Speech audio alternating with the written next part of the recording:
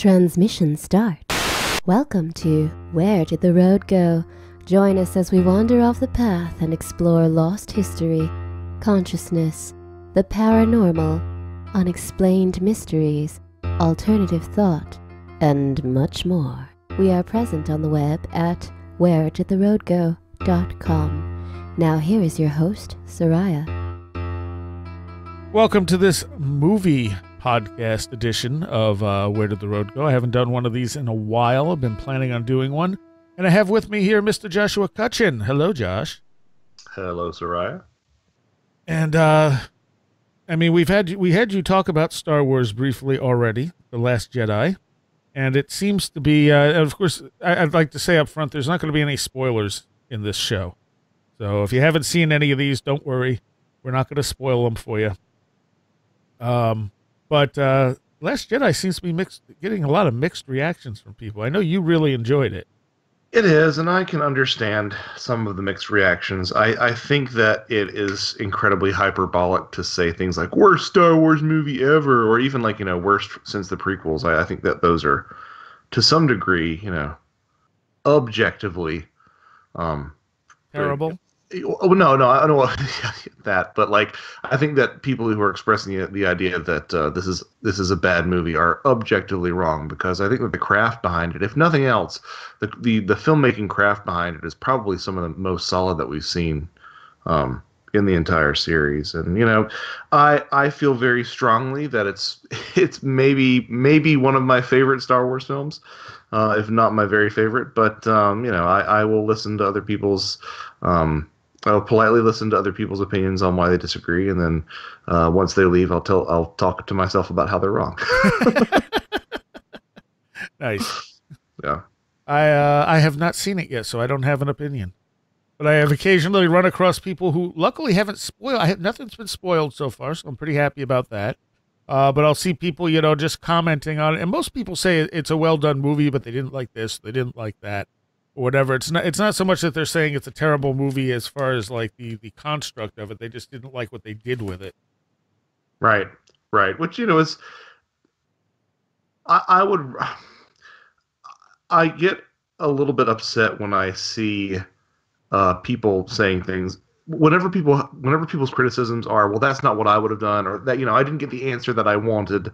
That's when I sort of shut down. I'm like, that's not a really honest place to be critical of it. If you want to be critical of it, try to meet it on its own terms. And there have been some, like I said, there have been some compelling things that I've read and whatnot. But overall, I still firmly side on the positive for it.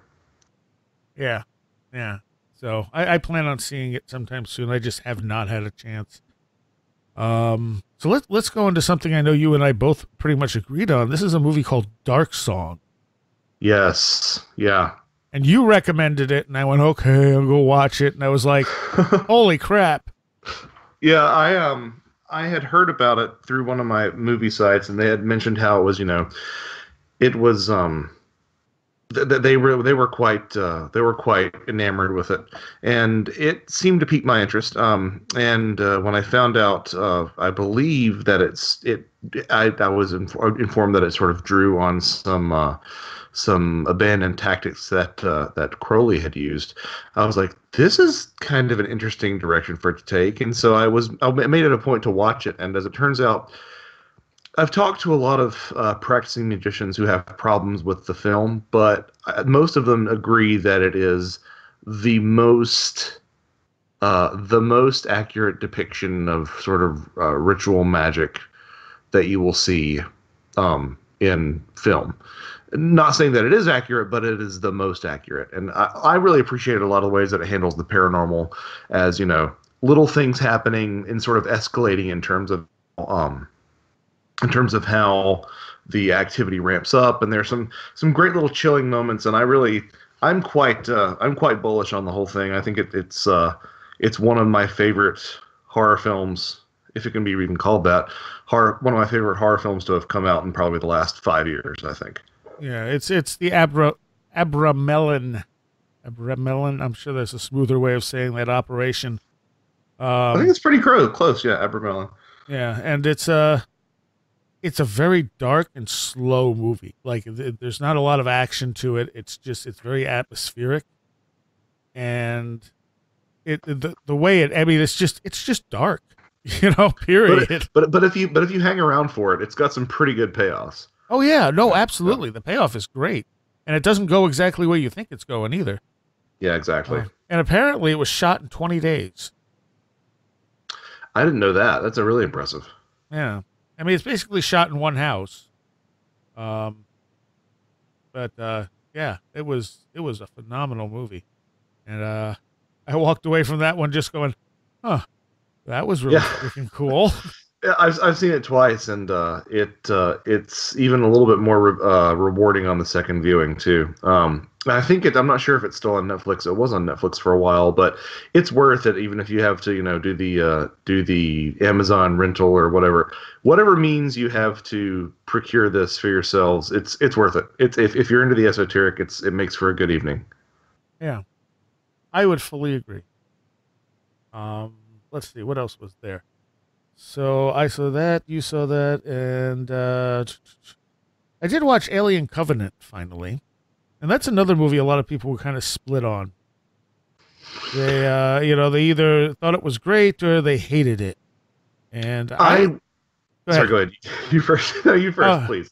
I actually really liked it.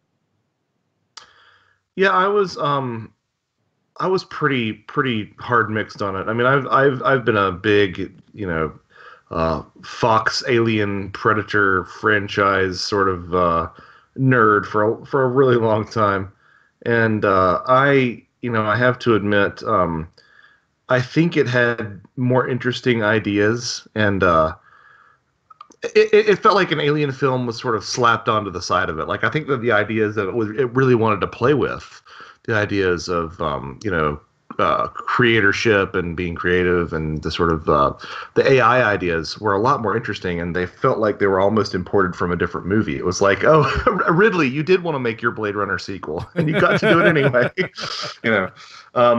So I mean, as a sci-fi film with some pretty heady, interesting ideas, I think it's a success, slight success. But as an Alien film, it definitely falls flat for me. Really? Yeah, that's sorry. I didn't mean to be a downer. No, that's fine. But I guess I wasn't I'm not that invested in the whole Alien thing anyway. So it was just kind of like, well, I enjoyed that, so that's that. Well, there are some continuity things, but it's not even that really bothered me. It's just like, I feel like there's this middle section of the film that could have maybe been better serviced by being detached from this, larger mythos. Go ahead and make this an original sci-fi film with its own ideas. I could see that. Yeah. Now, like I said, overall, I enjoyed it. It's another one that people were really split on, though, where it seems like they either really liked it or they were like, "Oh my God, it was terrible." I try not to do that. Like, even when I don't like a film, I hope that if it's, sometimes I don't like a film, but I can appreciate it, Yeah. Interstellar was one of those films that every time, we talk with Red Pill, he's always raving about Interstellar, and I'm like, look, I really appreciated Interstellar, but it didn't land with me emotionally, I guess. So that's I try to sort of keep those two things separate. I really liked Interstellar, and I can totally see why. Like, again, like I appreciated it, just left me a little bit cold. I like the way they tied it up at the end. I thought was beautiful. It was very 2001-ish, but it made more sense than the end of 2001. I mean, the end of 2001 makes sense if you know the book, but when you just watch the movie, you're kind of like, what was that? Yeah, and I don't know the book, so it's probably part of the reason that I haven't been, entirely enamored with 2001 for my life. Whereas, to be fair, it's also been like a really long time since I've seen it. I think I probably saw it like when I was 10. So, and part of what makes that great is that it's just the way they filmed it. I mean, his filming style, like it's a piece of art. Right, exactly. I mean, yeah, and you can't argue with the fact that Kubrick is an absolute genius. Oh, absolutely. And see, I like 2010 a lot, and I know a lot of people didn't because Kubrick didn't do it. But I thought 2010 was a great movie. And then I went out and got the books for the next two in the series, which were okay. The third one was good. The fourth one was kind of like, okay, you're just writing another book at this point.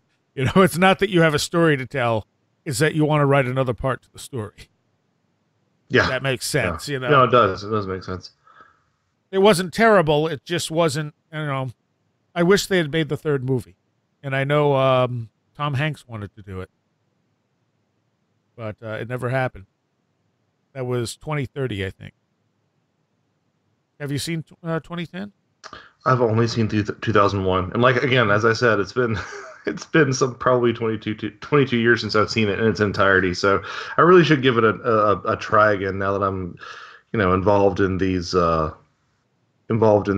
topics again. I think I'd appreciate it a lot more. I would check out 2010. Honestly, like I said, it's very different. It's not a Kubrick movie. There's more going on in it. It's more of a straight sci-fi movie. Okay, well, it definitely will.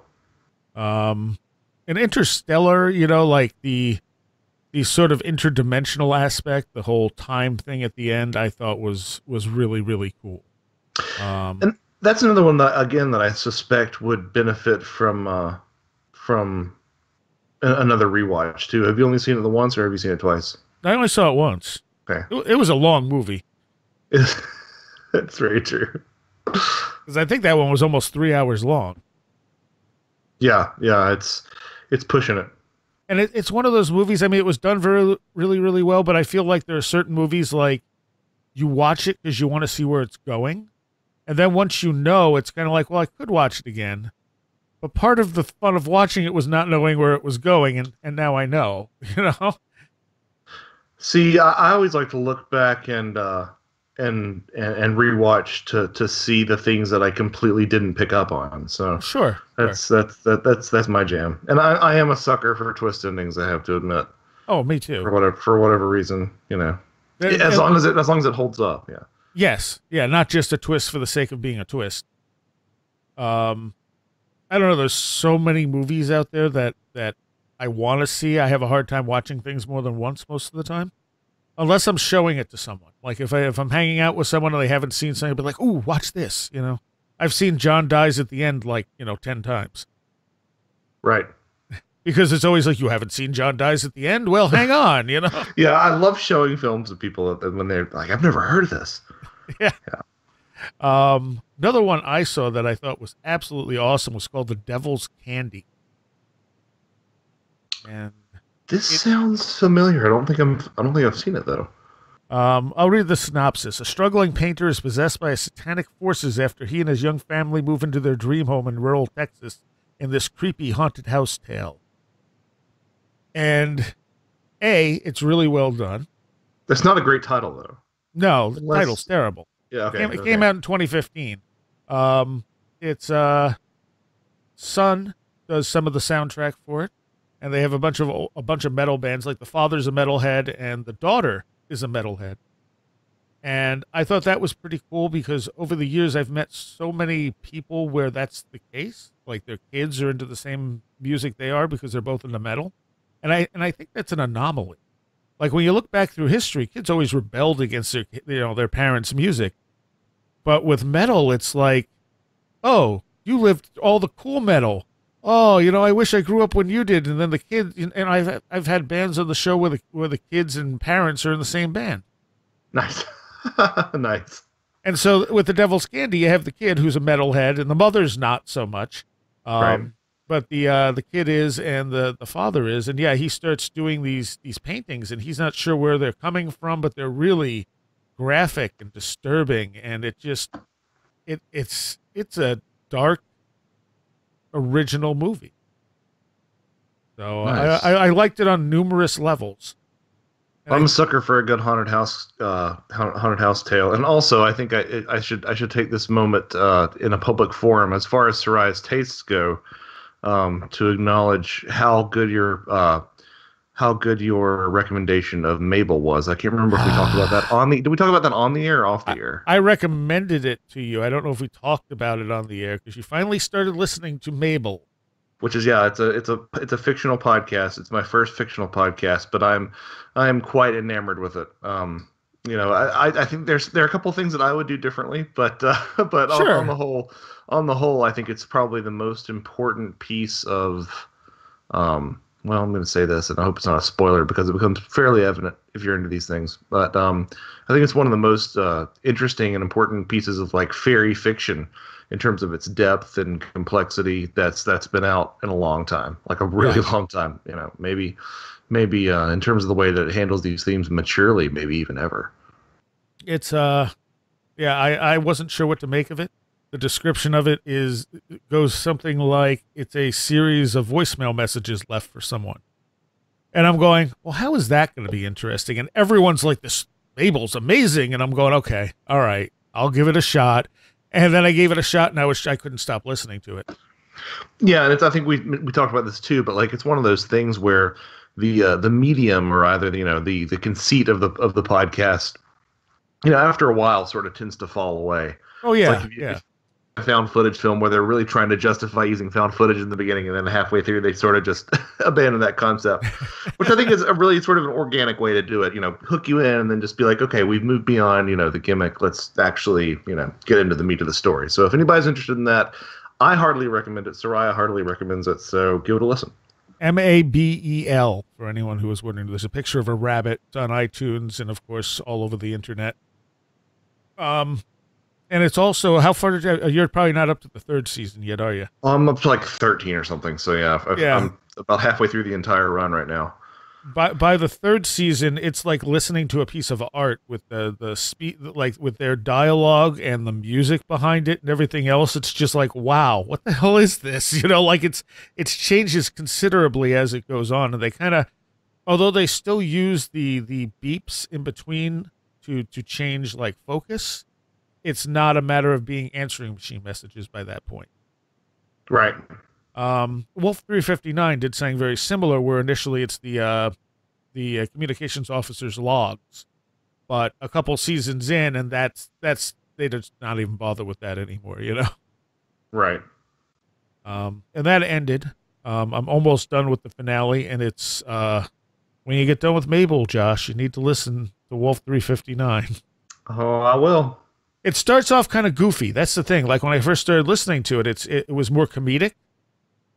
And it's like kind of over the top goofy, and I'm like, huh, okay, well, this is pretty entertaining, And then it just suddenly, I don't know what happened. I don't know if they had a story plan the whole time, or if they started to envision a story and then went with it, because at some point the story takes hold and the goofiness takes a back seat. You still get the occasional goofiness, but it's definitely a back seat to this alien contact story.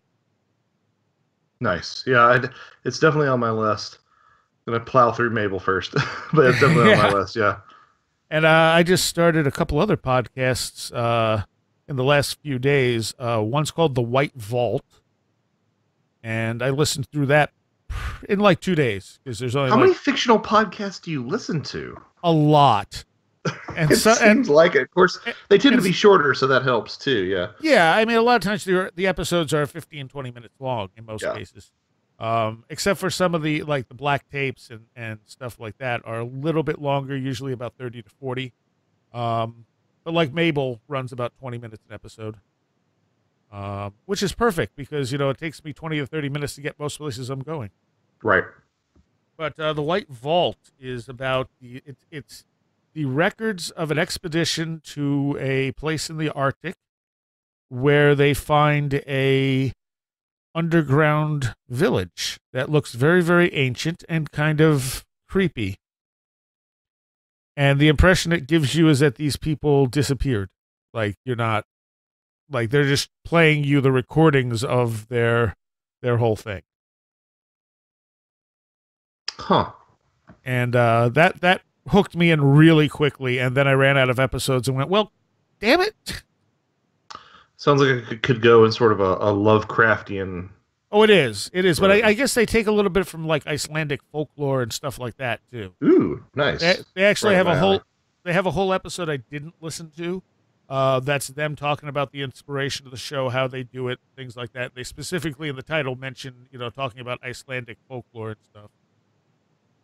Nice. So, and the other one I just started listening to tonight was the Lovecraft Covenant, and that's more of there's nothing really deep about it. It's this guy. I don't even know how to describe it. Like if you're a fan of Lovecraft and you like sort of the tongue-in-cheek, sort of comedic Lovecraft type of thing, tribute type of things, it's a pretty decent podcast. I think I've gone through 4 episodes already.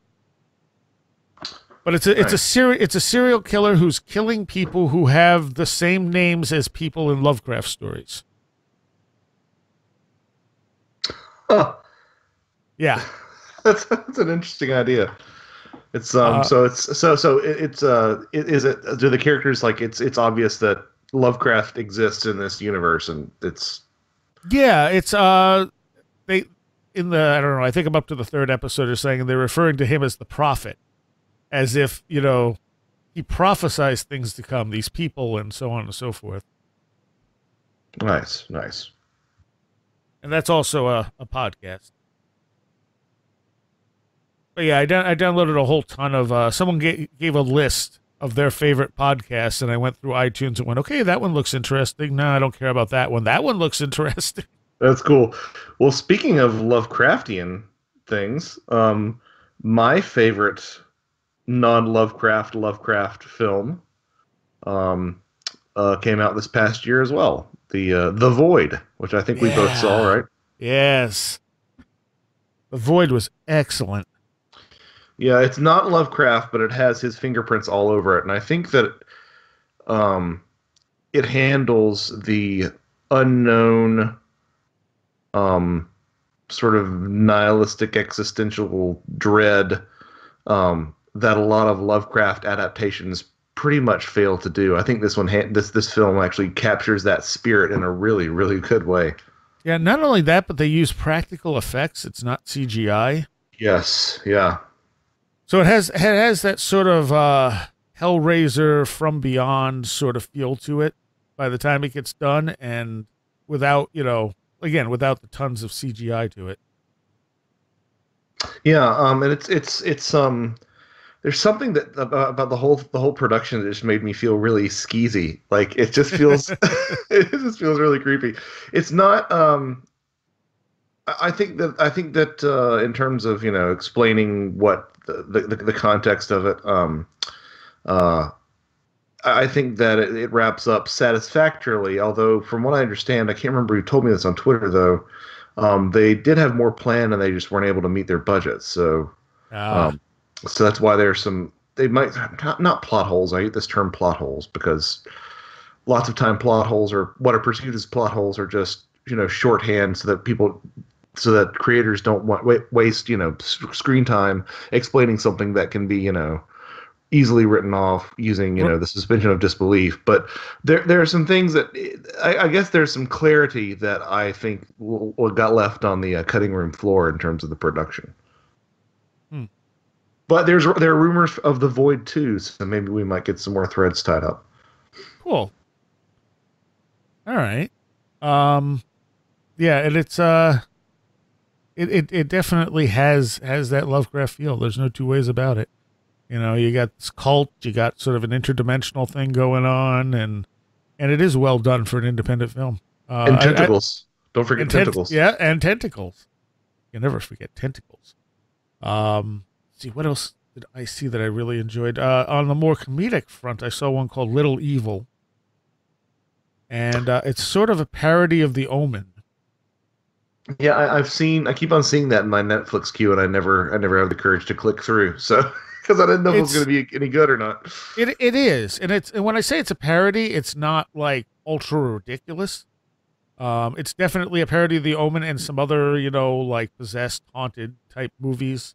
And it is ridiculous in spots, but it's not like scary movie ridiculous.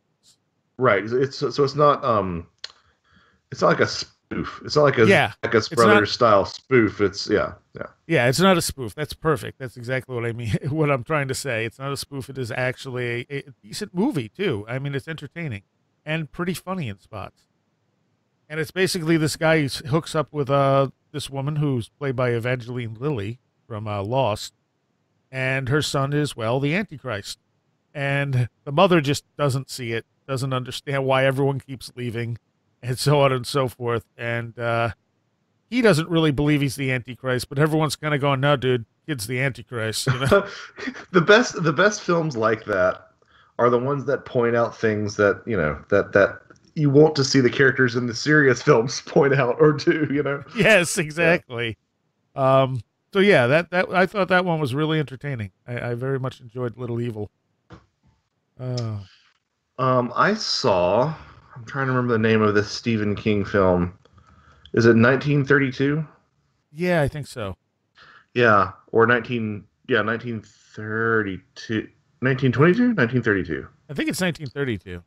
Okay. Either way, it's relatively easy to find. I feel in terms of the two Stephen I'm King. sorry, it's 1922. 1922. Okay. Thank you. In terms of the two Stephen King adaptations that have made it to Netflix lately, between that and Gerald's Game, I think that the Gerald's Game is a far superior film on its own. I mean, not that anything about 1922 is bad. I'm a Thomas Jane guy myself. Like, usually when I'm reading novels, I end up picturing, for whatever reason, Thomas Jane in the protagonist's role. But something about it, I don't know, it just didn't. It was fine, it was fine. Whereas the Gerald's Game, when there's some images in the Gerald's Game when, not just the scene that everybody's talking about, but there's some genuinely like startling images in that adaptation that really have stuck with me. Huh. I'm not a big Stephen King fan. I didn't even know either of these existed. Yeah, the Gerald's Game one is definitely worth checking out. Okay. And that's the one where she's handcuffed to the bed. Yes. Mm-hmm, yeah. So does it all take place in like one room? More or less. They made the interesting choice of having her. Well, I don't want to give away spoilers here. But they have a character who dies come back to help with her inner monologue. Because it's my understanding that, again, I haven't read the short story or it's a novel, I guess. But it's my understanding that a lot of that is mostly sort of inner monologue, and so they sort of externalize that with some other characters, and it works. It's mostly in one room. There are a couple flashbacks here and there, and some really unsettling stuff, but it works. I think it hangs together, thematically a lot better than 1922 does. Okay. Let's see, what was the other one I had? I was just going to mention. Oh, Life.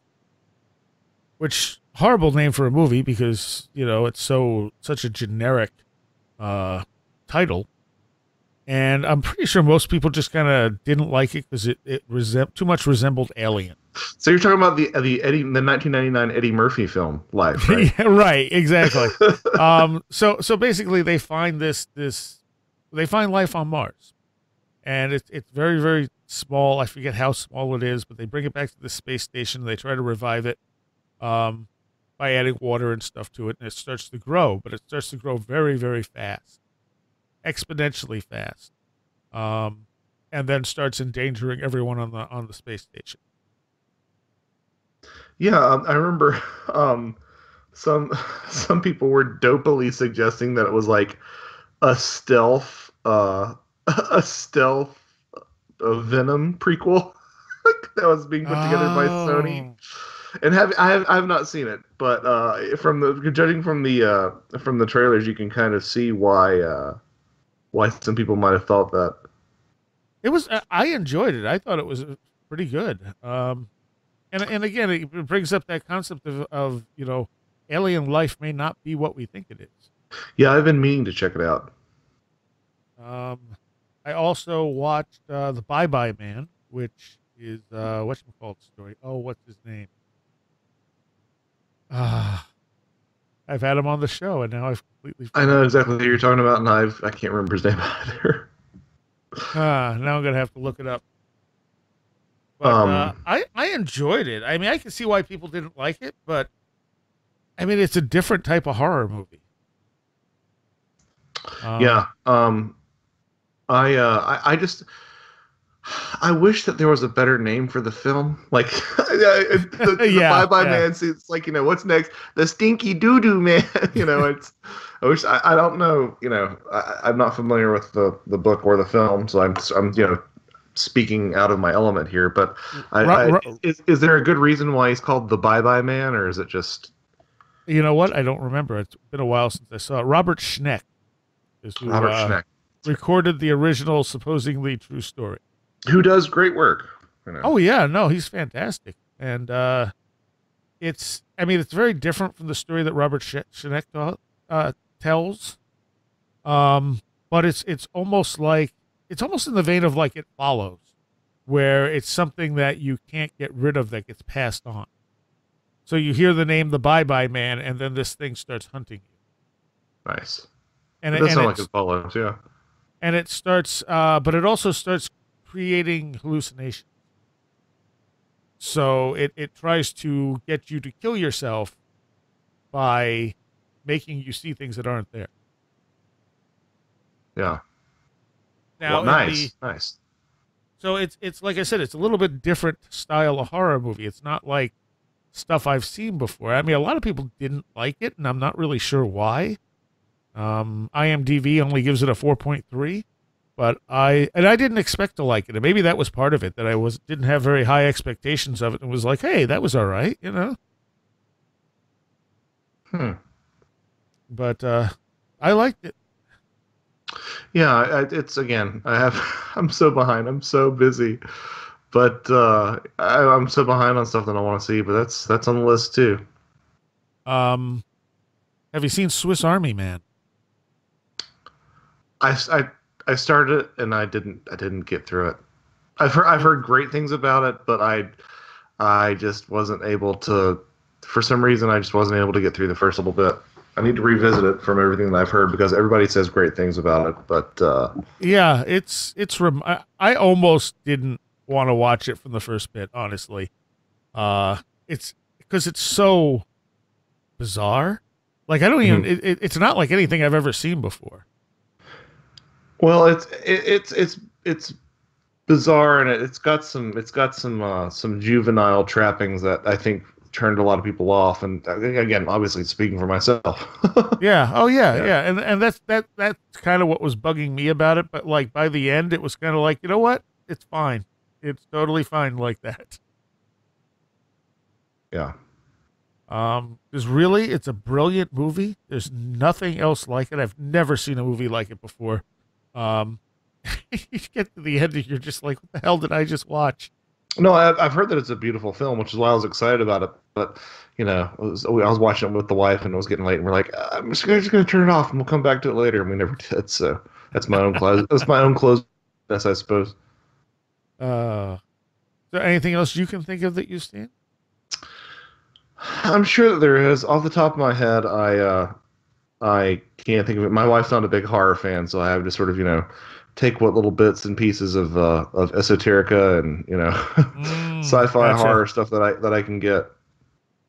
I had watched Ghost Wars, and I think I know I've mentioned it when we've been on the Last Exit, but I don't know if I've ever mentioned it on here. Ghost Wars was actually a pretty good series on Sci-Fi. I'm pretty sure it's going to get canceled because it just wrapped up its first season with really bad ratings. It's a horrible name for a show. It sounds like some kind of reality TV show. But what's it called again? Ghost Wars. Yeah, or it sounds like some sort of like Asylum produced direct to DVD. Yeah. And it's kind of an original concept where they have this artifact that when they try to activate it, it kind of creates I don't even know what to call it, because they didn't really expand on the whole idea of what happened, but it cuts this island off from the rest of reality, and you have these sort of electromagnetic ghosts. And it's not really clear what exactly you're dealing with, and there's all kinds of weirdness to it. And it's like, this is just a really strange, really, really strange show. And I enjoyed it a lot. And I'm just watching every week the ratings are going down. I'm like, first of all, it has a horrible name. Second of all, it is so weird. It's just so out there. You're like, okay, I can understand why people don't like it, but I loved it because it was so original. Sometimes that can be so absolutely rewarding, though, is when something just seems just completely out of left field, insane, and if you stick with it, it all comes together. I love stuff like that. And it had, and it ended in a way where I'm okay with the ending if they cancel it, which, like I said, I'm pretty sure they're going to cancel it.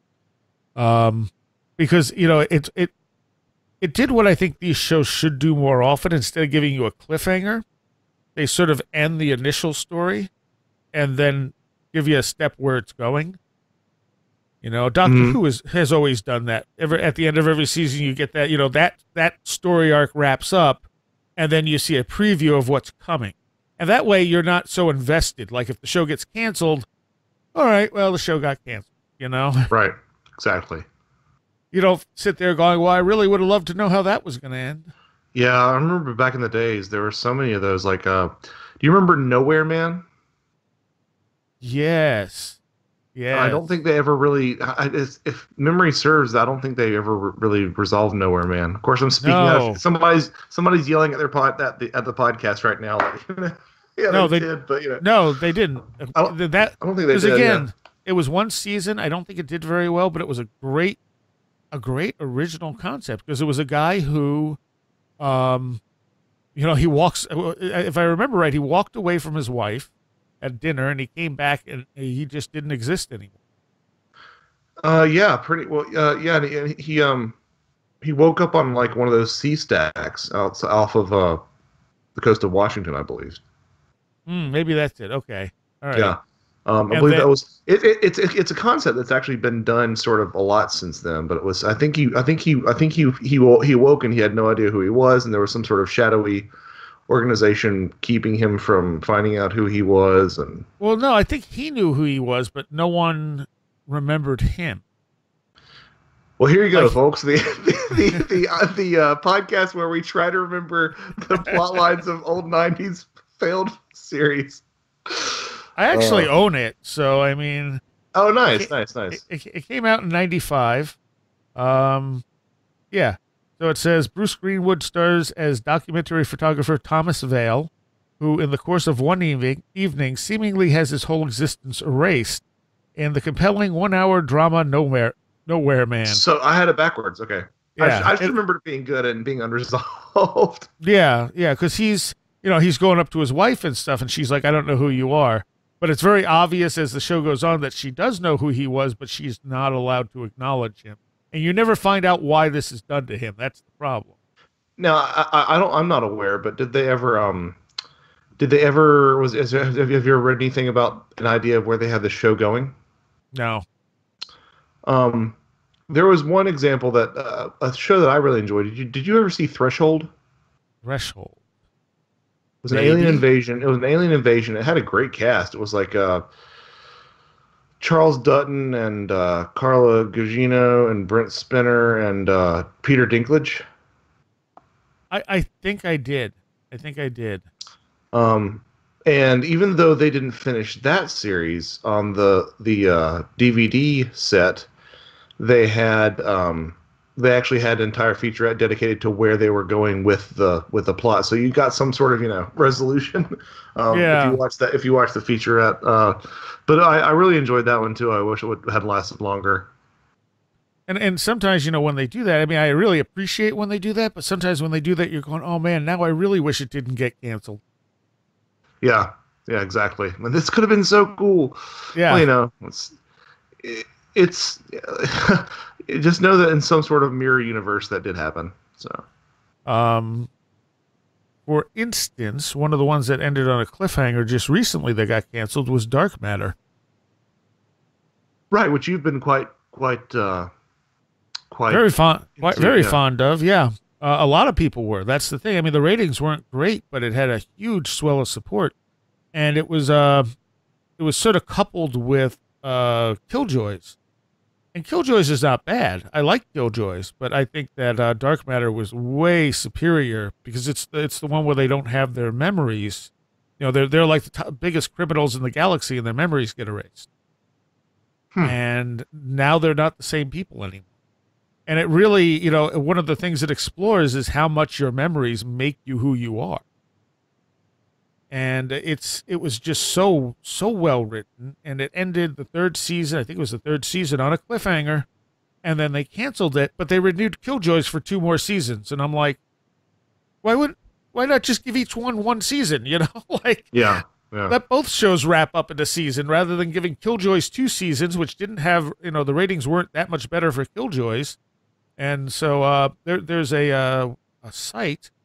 I think it's called Canceled Sci-Fi or something like that, that tells you like what the ratings are and what's going on. And they did a poll of all the shows that got canceled this year. Which one would people like to see, you know, brought back or at least given some kind of ending? And I think Dark Matter was the one that won out by like enormous amounts, seconded only by Dirk Gently. Really? No, I haven't seen Dirk Gently at all. Dirk Gently's really good. Nice. The second season is really freaking weird. Like really, really weird. The first season I loved. Oh my God, I absolutely adored the first season.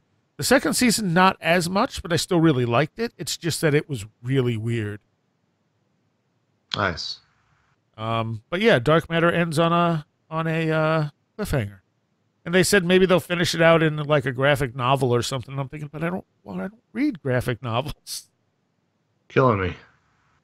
So let's see. Was there anything else on my list here?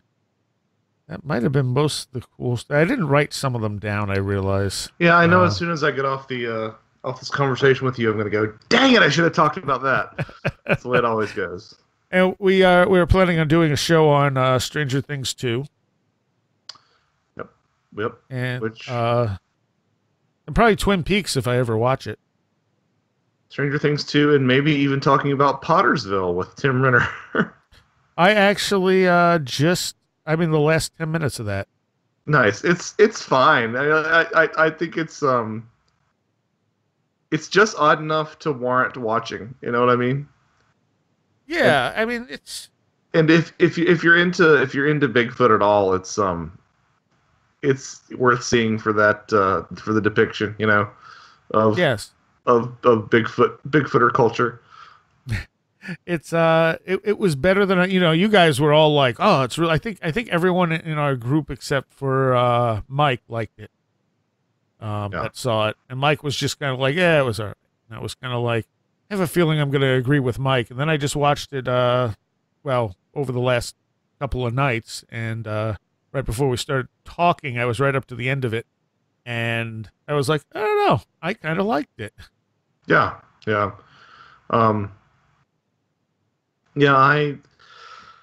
It's not going to win any major awards, but it's okay. No, yeah. but it was well done. It was entertaining. It made me laugh a number of times. And if you like some of these actors, it's worth seeing because the cast is just phenomenal. Yes, it's great. Yeah. Absolutely. But yeah, we should do that as well. Maybe we'll mix it in with a couple other things because it does. The Bigfoot thing is kind of center stage of that movie. Yeah. What was the other one you saw that you had recommended? The Big Sick, was that it? The Big Sick, but that doesn't really have anything to do with esoterica. It's just it's a romantic comedy. But it's based heavily on the life of the writer director, who I've been a fan of. And I think I think Mike said in the Slack conversation that it started out well, but then it turned out to be overindulgent. But it's kind of, for me, I didn't say this back because I've been so busy this week. But for me, it's kind of hard to call it indulgent if you know the way that the story went down, which is kind of just like it goes down in the story. Really? In the film, yeah. But it's interesting because there's been a real lack of romantic comedies especially quality romantic comedies in the past, maybe 10 years, At which least. which I know breaks your heart, but Oh yeah. on the other hand, it's really because of the death of the mid-budget movie, which I think we've all suffered from that. Even if you don't like romantic comedies, the fact that no one is willing, it's either indies or it's these giant blockbusters, and there's no room for these mid-budget films anymore in today's, film cinema landscape. Um, I really admire it for being a very well received and really funny. Like there's a 9/11 joke in there that just is is probably the best 9/11 joke ever told. Um, but beyond that, just a very funny and really heartfelt film, and a film that's in that sort of mid-budget range that's actually did well at the box office. So I appreciate it for those reasons too. Okay. Yeah, I think part of the reason romantic comedies aren't doing so well is that most of them are the same damn movie. Yeah, well, I think you'd enjoy this because this is a romantic comedy where one of the couple is incapacitated for half the movie, so it's not quite a romantic comedy in the way that you'd think. I think you'd enjoy it.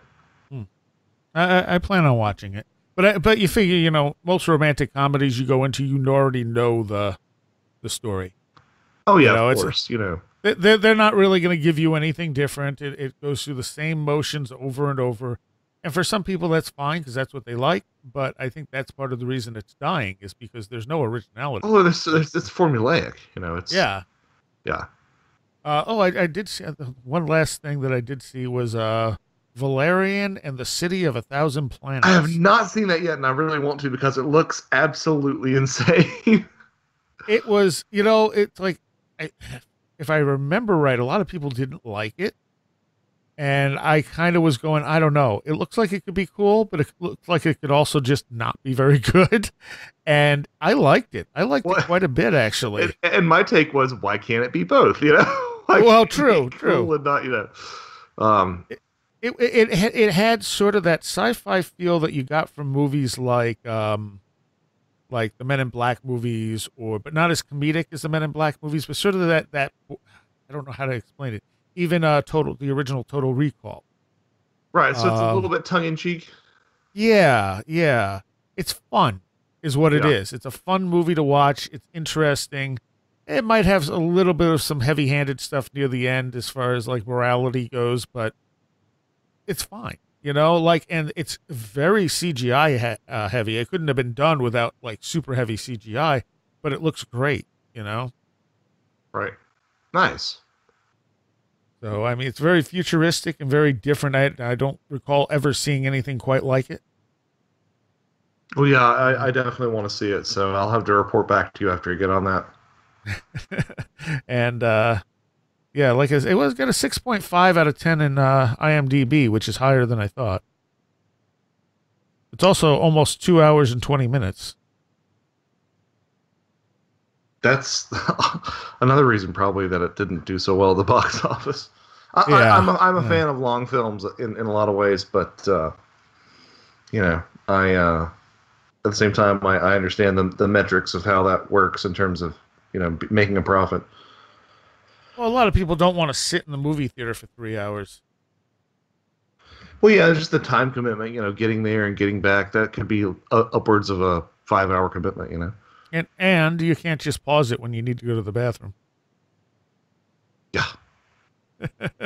Speaking of long movies, I guess I was wrong. There is one other I want to just give a mention out there too to anyone who hasn't seen it, and that's Cloud Atlas. Yeah, I still haven't seen that either. Oh, that you need to see. I'm failing on every level over here. Yeah. It is a good 3 hours long. However, it doesn't feel like it because the structure of the movie is basically simultaneous reincarnated lives. So it's constantly switching between different incarnations of these same people. And it's done so brilliantly. Like you would think that would sound really confusing and you definitely have to pay attention, but it is done so well that you just get to the end and you're just like, wow. Did you ever read the book? I haven't read the book either. No, I haven't read the book. I hear that it's one of those things one of those adaptations that no one thought really could be made. So I've been intrigued by it for a while, but I just haven't found the time to dig into it yet. Yeah, I definitely recommend Cloud Atlas. And I'm pretty sure that one got a pretty high rating overall. I think most people who were able to grasp it really liked it. But, you know, you have to be able to really pay attention. Yeah, 7.5 on IMDb for it. Nice.